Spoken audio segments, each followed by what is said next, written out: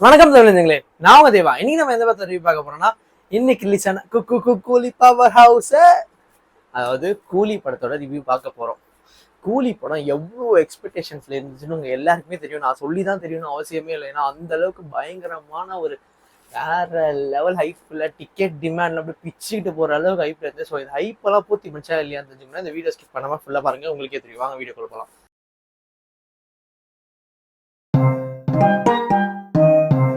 First கூலி.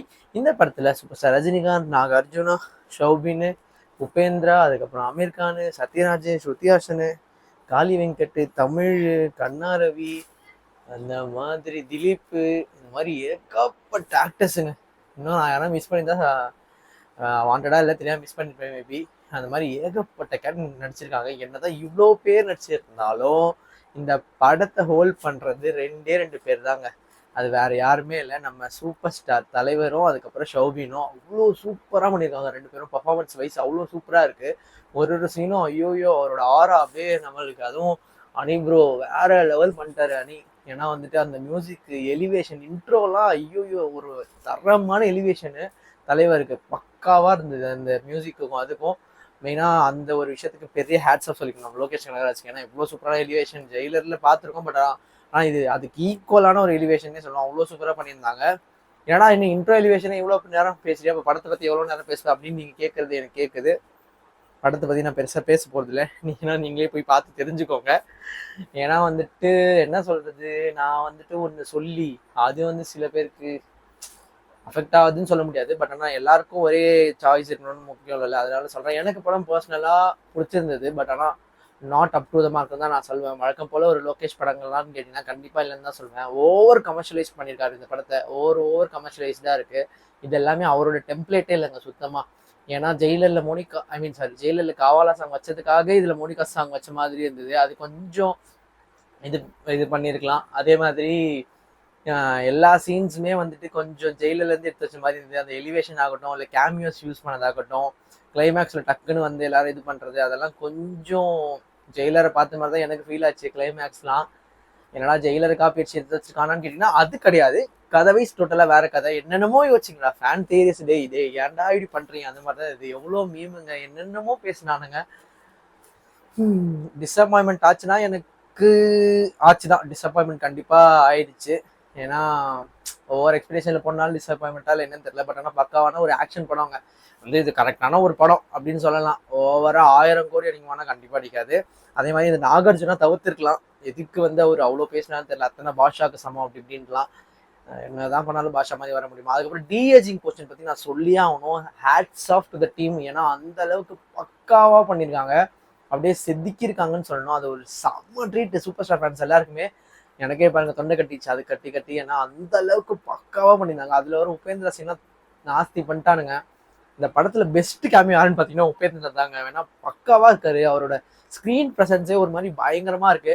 நமக்கு எப்படி வந்து அந்த படத்துல சிவராஜ்குமார் இருந்தாரோ அதே மாதிரி வந்து இந்த படத்துல இவர் வந்திருக்காருன்னு தான் சொல்லணும். ஏன்னா சூப்பரா இது பண்ணியிருந்தாங்க.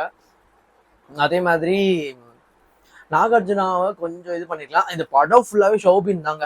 மெயினா ஷௌபின் கொஞ்சம் எப்படி சொல்றது, மெயினா ஒரு இப்பதான் பொறுத்த அவரையும் 6-7 படம் விட்டாருன்னு லொகேஷன் ஆகுது. ஏன்னா செம்ம மெயின் கேரக்டர் செம்மையா பண்ணியிருக்காங்க. அதே மாதிரி இல்லை சர்ப்ரைஸ் எலிமெண்ட்னு பார்த்தீங்கன்னா ஒன்றுதான் இருக்கு. அது கெஸ்ஸே பண்ண முடியாது. செம்ம சர்ப்ரைஸ் எலிமெண்ட். அது சீரியஸாக நீங்களே சர்ப்ரைஸ் ஆவீங்க. பட் ஆனால் அது அவர் ஆல்ரெடி விக்ரமில் யூஸ் பண்ணிட்டனால அது பெரிய சர்ப்ரைஸாக நமக்கு ஃபீல் ஆகுது. ஸோ அந்த சர்ப்ரைஸ் நீங்கள் நோட் பண்ணீங்கன்னா சொல்லுங்க. அதுக்கப்புறம் எங்கேயாச்சும் இந்த மாதிரி டாட்டட் இந்த கோஸ்ட் அந்த மாதிரி எதனா மிஸ் பண்ணியிருக்காரா அப்படின்னு கேட்டிங்கன்னா, இந்த திலீப் கேரக்டர் வந்து ஒரு இடத்துல வந்து அவரோட பாஸ் இன்னும் ரிவீல் பண்ணல. அந்த அவரோட பாஸ் யாருன்றது எனக்கு வந்து கொஞ்சம் கேள்விக்குறியா இருக்கு. ஏன்னா அது காமிக்கவே இல்லை. அவரோட கூட அப்படியே ஃபிளாட்டாக விட்ட மாதிரி இருந்தது. மேபி செகண்ட் பார்ட் எடுக்க வாய்ப்பு இருக்கு. ஏன்னா ஏதாவது ஒரு யூனிவர்ஸ்குள்ள கொண்டு வரதுக்கு வாய்ப்பு இருக்கு. அதாவது கூலி யூனிவர்ஸாக கூட இருக்கலாம், அப்படி கூட இருக்கலாம். பட் ஆனால் இந்த படம் அந்த அளவுக்கு ரீச் ஆகுமா அப்படின்னு கேட்டிங்கன்னா எனக்கு என்ன சொல்லன்னு தெரியல. பார்ட் 2 பற்றி தான் இருக்குது. பார்ட் 2 ஆனால் மொக்கையாக இருக்குன்னு நிறைய பேர் சொல்லிட்டு இருக்காங்க. பட் நம்ம பார்க்காம எதுவுமே சொல்ல முடியாது. ஸோ அனிருத் மாஸ் மொக்கையாக இருக்க சீன் கூட பயங்கரமாக எலிவேஷன் போட்டு பக்காவாக மாற்றிட்டாரு.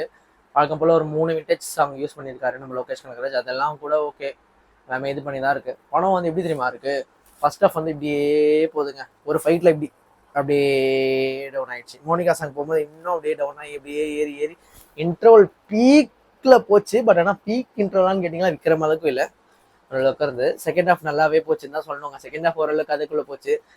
ஆக்சுவலாக யூஸ்வல் ரிவெஞ்ச் ட்ராமாவை நம்ம லோகேஷும் அனிருத்தும் சேர்ந்து கொஞ்சம் நல்லா எடுத்து வச்சிருக்காங்கன்னு தான் சொல்லணும்.